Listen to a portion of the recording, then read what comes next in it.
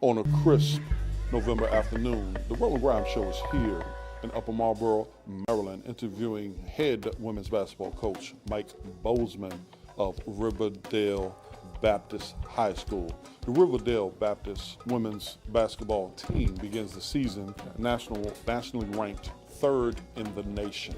Coach Bozeman candidly talks about life as a basketball coach, life as a father, life for student athletes on the high school level as they transition to the college level. Wow.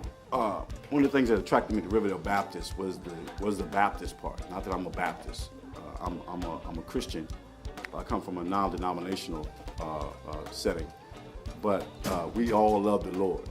And one of the things that this is like a ministry to me. And so that was very attractive to me. I think it's the unique blend of the talent. I guess it's the magnitude of the talent, from top to bottom, even down to from the post players through to the guards. Even the backup guards are really, really talented.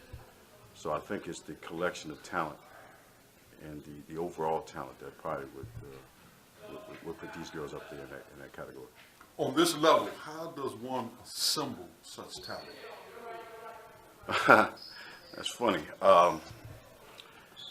It's their desire to play on the highest levels, and the access to the highest levels, I think, is the lure to come and play. Like when we had our workouts, we have, say, 8 chairs set up for coaches. Ohio State, Maryland, Georgetown, Ole Miss, Georgia, Howard University, Delaware University, Delaware State, Towson University. So I think it's that lure to be able to come in there and to have access to that kind of level. Okay, you gotta have the look, you know. Like if you got to have that look, the eye-catching look, and then they want to see your ability to take instruction and to apply it, your ability, the functionality of that look you have into a basketball player. They want to see basketball moves. They want to see basketball type attitude. They want to see effort.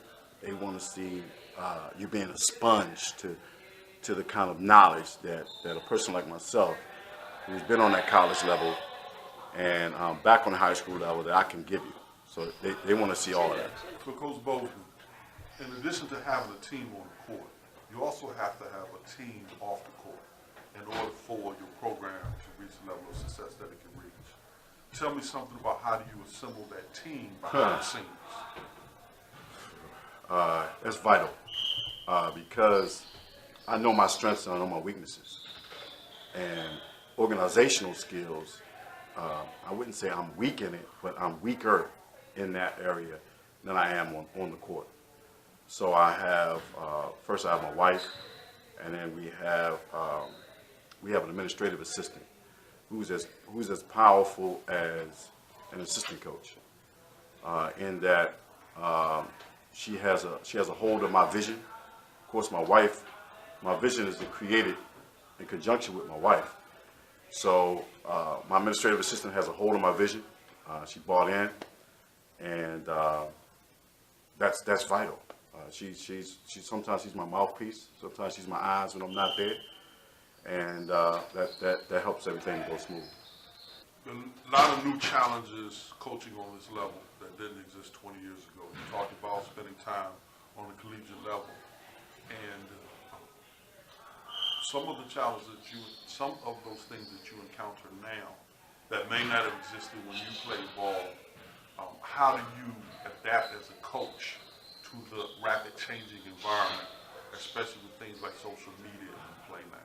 Oh, that's interesting you say that. Social media is probably the biggest difference, because it's so vital that they really value their social media interaction, their social media relationships. And it took a minute for me to understand that, the power of social media. So I don't use that to influence, but I monitor it to be able to understand the temperament of a kid from Monday to Thursday.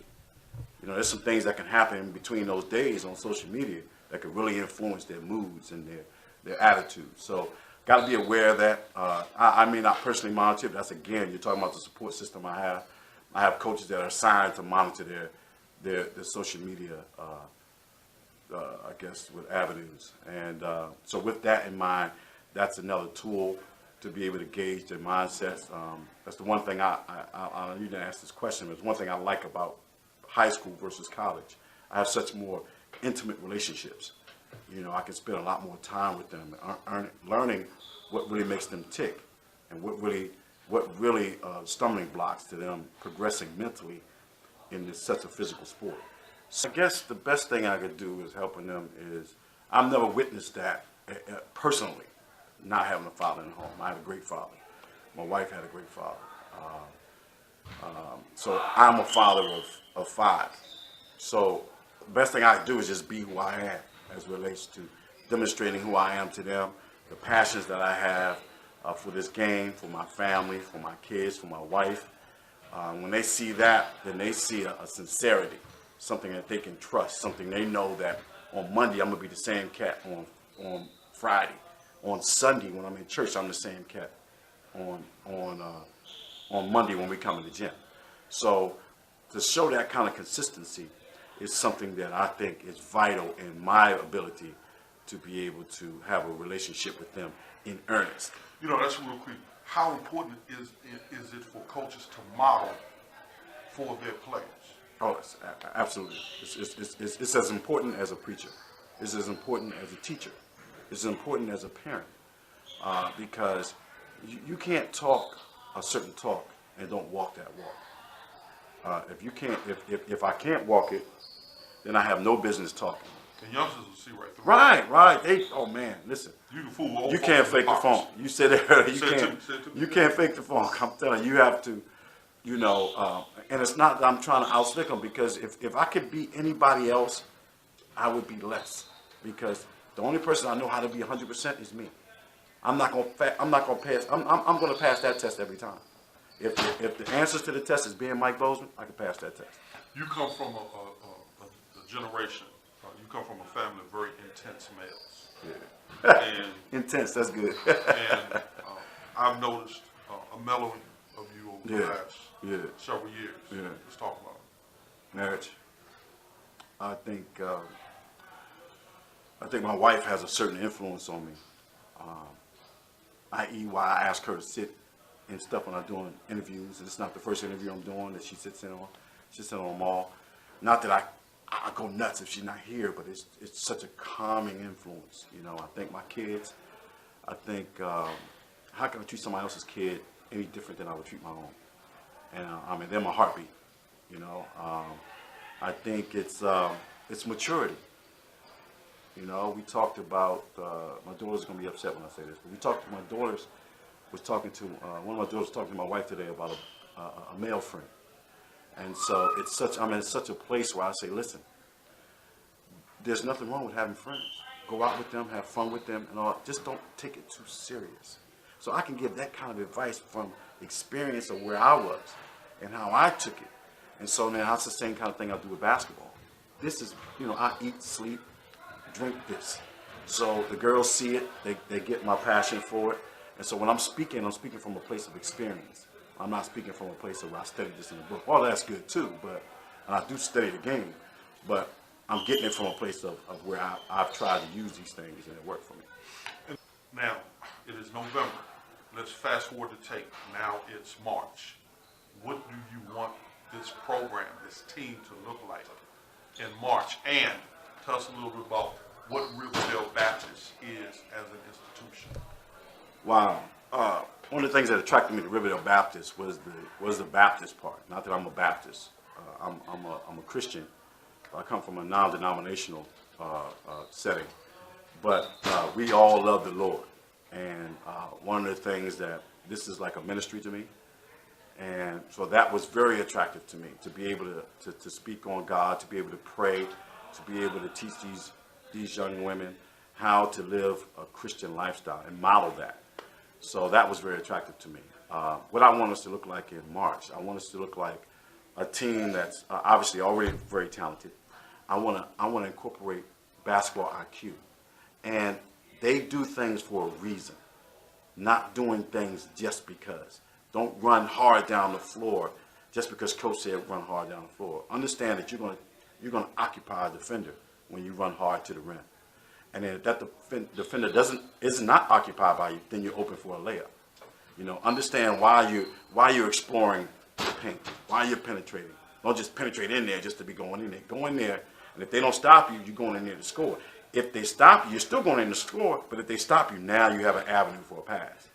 So I want to add the why to why they do to what they're doing. I want to add the why to what they're doing. And by March, you'll be able to watch this team and say, oh, "Wow, did you see her? She penetrated the pitch. Did you see that she drew that defender? Did you see that was a wide open on the pull-up? She pulled up on the break because nobody stopped her." So you're going to be able to see the why of what they're doing. Awesome. Now, I've had the privilege of being around you since 7th grade. Yeah. Right? And we even didn't live far from each other. Right, you know, right, in the right. High Sports area.